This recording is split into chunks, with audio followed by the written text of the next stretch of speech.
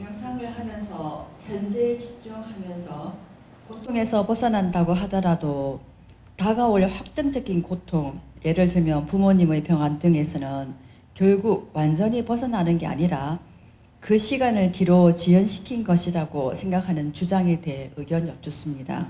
다시 말해 명상을 하더라도 모든 고통과 번뇌는 완전히 제거할 수 없고 결국 확정적인 고통들을 가진 사람들에게는 명상하는 시간만큼 고통의 시작 시간을 뒤로 연장시킨 게 아닌가라는 생각에 대한 현답을 찾고자 합니다. 실제로 우리가 괴로움을 없애는 게 바로 불교라는 종교의 목적이고 그 핵심이 바로 불교 수행인데요. 실제로 이 불교 수행은 괴로움을 없앱니다. 똑같은 상황에서도 어떤 사람은 이 정신적 고통도 있고 육체적 고통도 있겠죠.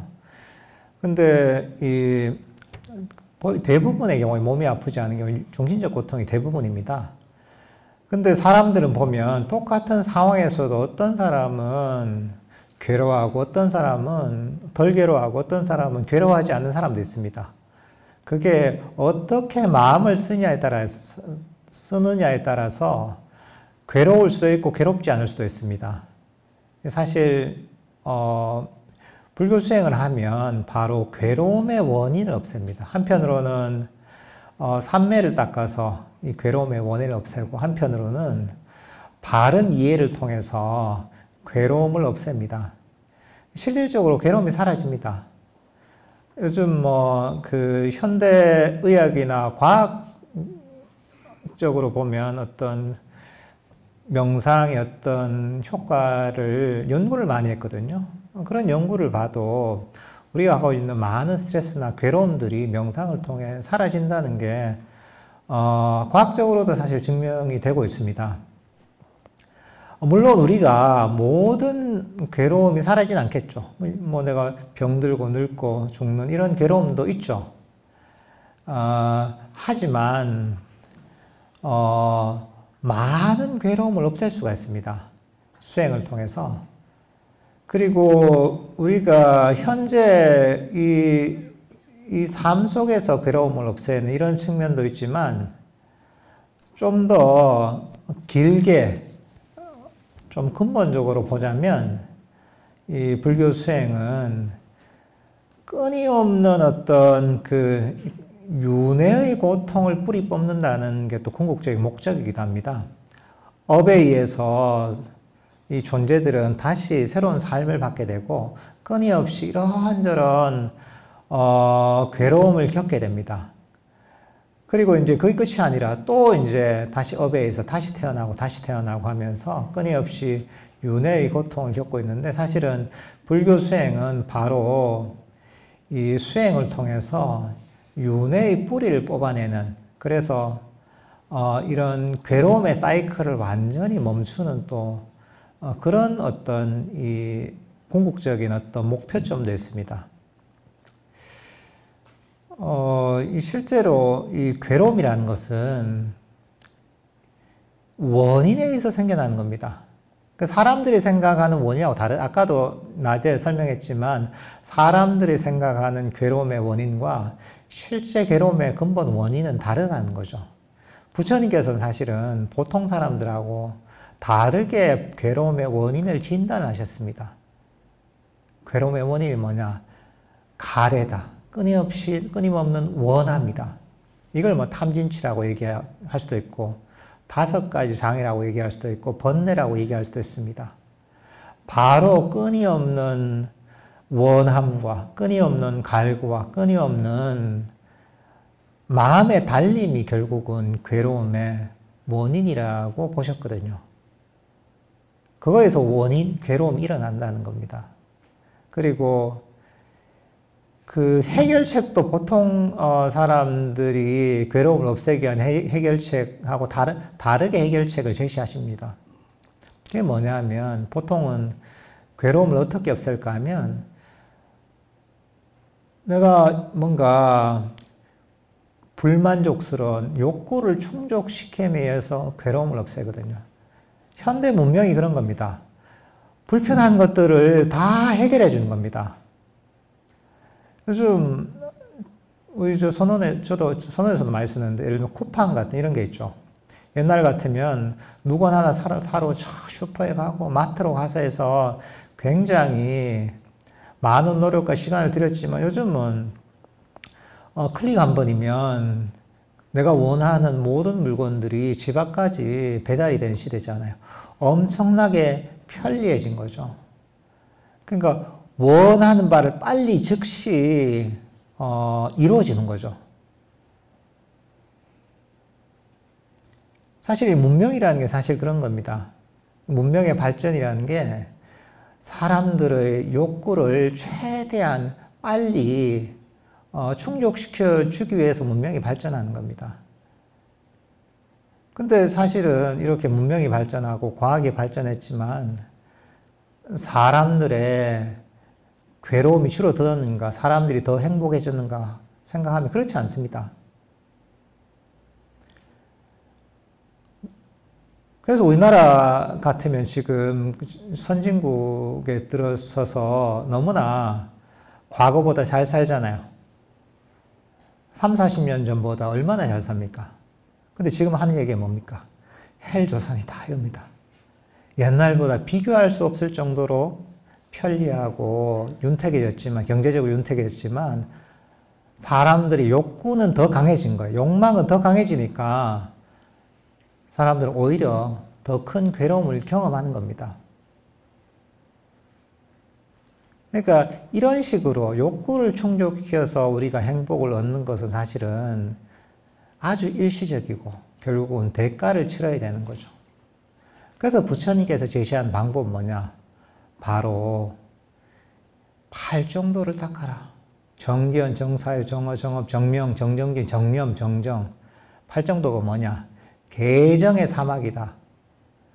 덕 있는 덕행을 닦는 것. 그리고 정, 삼매를 닦는 것. 지혜를 닦는 것. 어디 사마타 위파사를 닦는 것. 우리가 하고 있는 명상법이 이겁니다. 이것을 통해서 결국은 괴로움의 원인인 가래를 버리고 번뇌를 뿌리 뽑고 탐진치를 버림에 의해서 우리가 진정으로 괴로움에서 벗어날 수 있다는 거죠. 그러니까 부처님께서 이런 해결책을 제시해 준 겁니다. 괴로움을 없애는, 정말 부처님만이 하실 수 있는 아주 독창적이고 유일무이한 그런 방법을 제시해 주신 겁니다. 이 실천을 통해서 괴로움의 원인을 뿌리 뽑고 진정한 행복에 이르는 것이 바로 이 불교의 가르침입니다. 그러니까 세상 사람들이 진단하는 괴로움의 원인과 완전히 다르게 괴로움의 원인을 진단하고 괴로움을 없애는 방법론에 있어서도 부처님은 완전히 다르게 접근하셔가지고 완전히 다른 방법을 제시해 주십니다. 실제로 이 방법들이 너무나 효과적입니다. 이런 가르침은 사실은 다른 불교 위에 다른 어디에도 존재하지 않습니다. 그러니까 이게 너무나 알면 알수록 대단한 겁니다, 이게. 해안 스님 수행공덕에 감사드립니다. 매일 얼마만큼의 시간을 들여 명상해야 초선의 체험을 할 수 있는지요? 이게 딱 이렇게 정해져 있다고 얘기할 수 없는 거죠. 근데 결국은 이것도 인과법이거든요. 그러니까 얼마만큼 해야지 초선을 경험하든 어떤 수행의 경지를 경험하냐는 얘기할 수 없습니다. 하지만 결국은 불교 수행이라는 것도 인과법이라는 겁니다.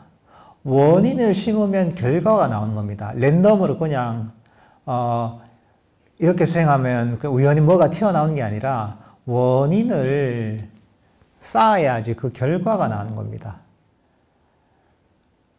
아까 제가 그 괴로움의 법칙과 행복의 법칙을 얘기했잖아요. 사성제의 가르침이죠.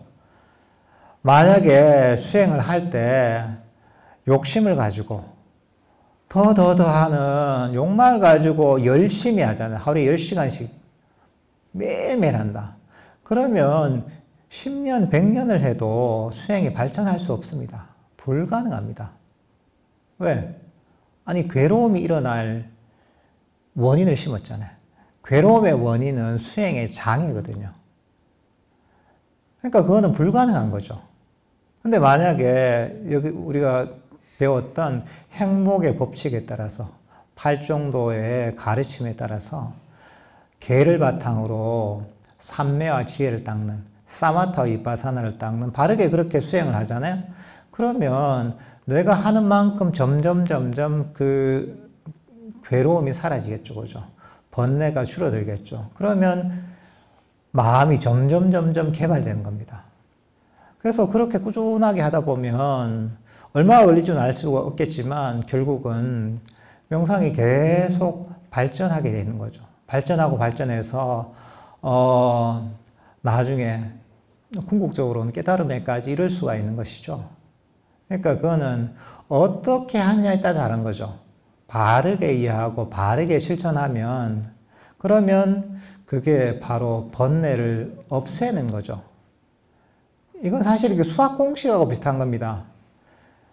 수학 문제가 있는데 그걸 내가 아무리 꼭 풀어야 되겠다는 그런 굳은 의지를 가지고 내가 정말 목숨을 걸고 풀고야 말겠다 이렇게 열심히 내가 한 달, 두 달 푼다고 해서 그게 풀리지 않습니다. 수학 문제가 풀리는 건 내 의지하고 관계가 없습니다.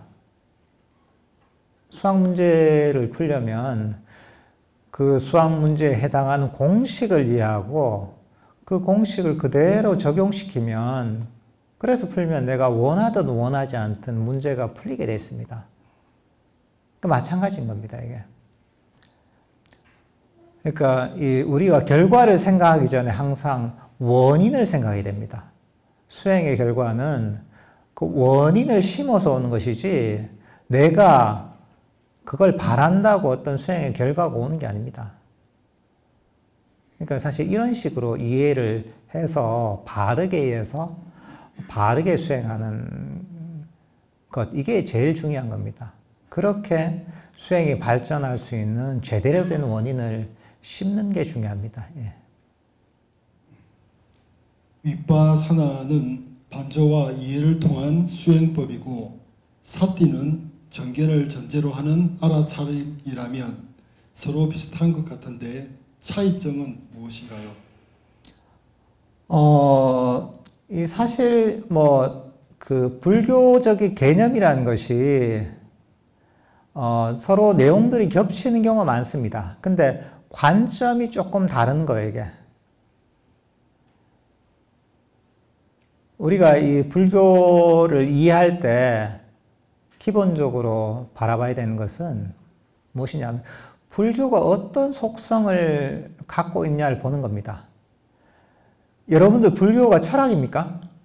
어떻게 생각하세요? 대답해도 됩니다. 무고를 하다 보니까 불교는 철학이 아닙니다. 근데 불교 철학 얘기 많이 하잖아요. 그죠? 불교가 아주 고매한 철학이다 이렇게 얘기를 많이 해요. 불교는 철학이 아닙니다. 불교는 뭐냐 하면 오히려 운동과 비슷합니다. 이게.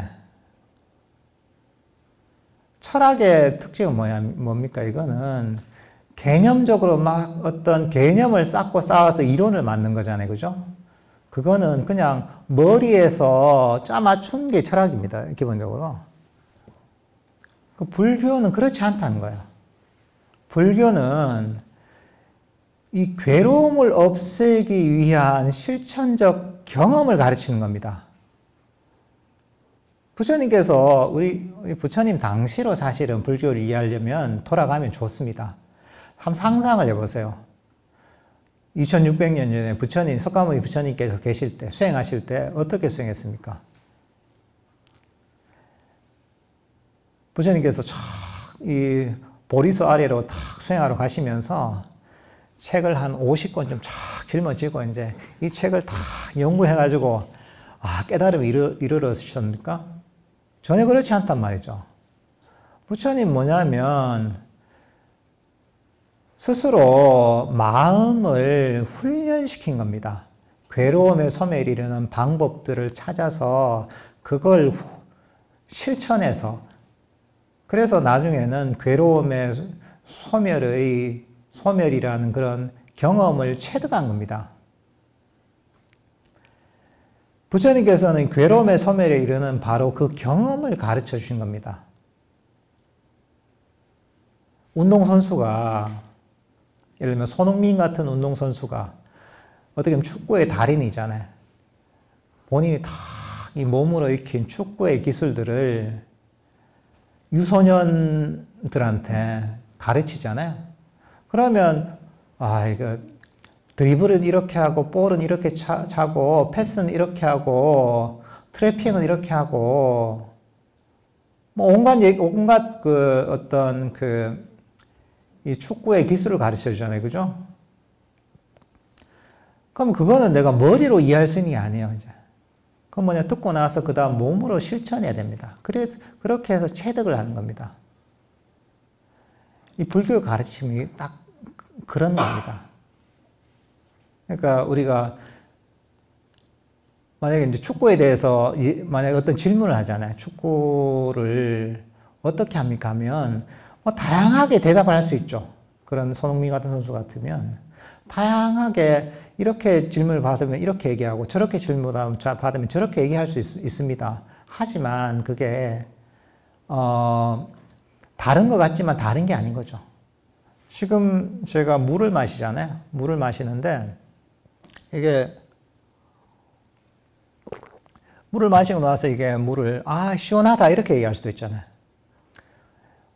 달짝지근하네 이렇게 얘기할 수도 있습니다. 부드럽다 이렇게 얘기할 수도 있습니다. 아니면 나는 이게 좀 미적지근하다 이렇게 얘기할 수도 있습니다. 이게 틀린 얘기 아닙니다. 물을 마셨을 때 내가 느끼는 걸 다양한 측면으로 얘기를 할 수가 있습니다. 근데 그거는 어쨌든 간에 물을 마셨다는 건 다 같은 경험입니다. 같은 경험이지만 어떤 측면으로 얘기하냐에 따라서 때로는 차다, 때로는 달콤하다, 때로는 부드럽다 얘기할 수 있는 겁니다. 사티하고 위파사나가 겹치는 부분이 있는 게 그래서 그런 겁니다. 사티라고 할 때 사티는 뭐냐 하면 보통 알아차림과 법에 대한 기억에 초점이 맞춰져 있습니다. 사티라는 게 원래 어원이 기억하다는 의미가 있습니다. 근데 기억하다는 게 뭘 기억하냐? 법을 기억하고 있는 거죠. 예를 들면 아까 운전 얘기했잖아요.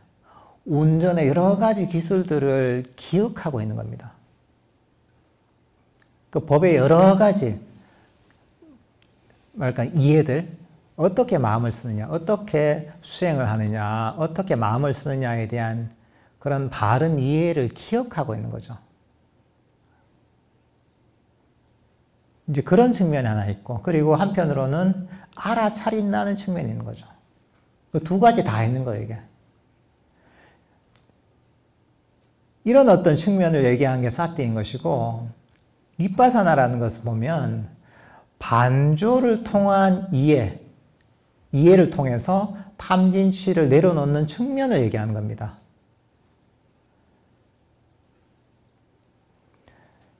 흔히 우리가 지혜라고 하잖아요. 여기서 보면 위파사나라고 할 때 보면 중요한 게 뭐냐면 단순하게 불교 교리를 이해하는 걸 위파사나라고 얘기하는 게 아닙니다. 무상하다 또는 우리가 무아이다 또는 사성제, 고진멸도 머리로 이해할 수 있죠, 그죠? 근데 그렇다고 해서 그걸 이해하고 반조한다고 해서 위파사나가 되는 게 아닙니다. 그렇다고 해서 그게 지혜가 되는 게 아닙니다. 어떤 과학자들은 보면 물질이 끊임없이 변하는 걸 알 수 있잖아요, 그죠? 의사들은 이 생명이 계속 변해가고 유한하다는 걸 알고 있습니다. 결국은 이 생명이 영원하지 않고 죽을 것이라는 걸 당연히 알고 있습니다. 하지만 그런 과학자나 그런 의사가 깨달음을 얻는 건 아닙니다. 왜냐하면 그걸 제대로 적용을 못 시켰기 때문입니다. 이게. 그러니까 시에라고 할 때, 윗바사나라고 할 때 이게 시에이고 윗바사나기 위해서는 그 법을 적용을 해서 결국은 결과가 나야 됩니다. 번뇌가 사라져야 됩니다. 마음의 장애가 사라졌을 때 그때 그게 윗바사나고 그게 지혜입니다. 단순하게 머리로 기억한다고 해서 그게 지혜가 되는 게 아닙니다. 그러니까 불교에서 얘기할 때 지혜나 윗바사나는 바로 실제로 그 법을 적용했을 때 번뇌가 사라지고 탐진치가 가라앉고 괴로움이 사라지는 그런 효과가 있어야지 그게 지혜이고 윗바사나라고 할 수가 있습니다. 그러니까 우리가 불교적인 개념들은 따지고 보면 겹치는 게 너무 많습니다. 불교 수행을 얘기할 때 때로는 뭐 팔정도를 얘기할 수도 있잖아요. 때로는 뭐 중도를 얘기하기도 합니다. 때로는 사념처 수행 얘기 들어봤죠, 그죠? 또는 오력을 가지고 얘기합니다. 칠각지를 얘기합니다. 팔정도를 얘기하잖아요. 그걸 어떤 사람들은 그걸 완전히 다르게 설명합니다. 불교 수행은 핵심은 사념처이고, 그게 아니라 핵심은 칠각지가 중요하고, 그게 아니라 팔정도가 하는데 사실은 다 같은 얘기입니다. 아까 물 마시는 얘기 있잖아요. 물을 마실 때 물을 마시는 그 맛은 우리가 그 경험은 한 가지입니다. 하지만 이걸 여러 가지 측면으로 얘기하는 것처럼 불교 수행을 통한 경험도 그 경험치가 있습니다. 그걸 어떤 식으로 바라보느냐에 따라서 어떤 식으로 접근하냐에 따라서 사념처 수행이 되기도 하고 칠각지 수행이 되기도 하고 오군 오력의 수행이 되기도 하고 때로는 팔정도로 얘기하기도 하고 사마타 윗바사나라고도 얘기를 하기도 합니다. 이제 그렇게 불교의 이론과 교리를 이해하는 게 좋습니다. 예.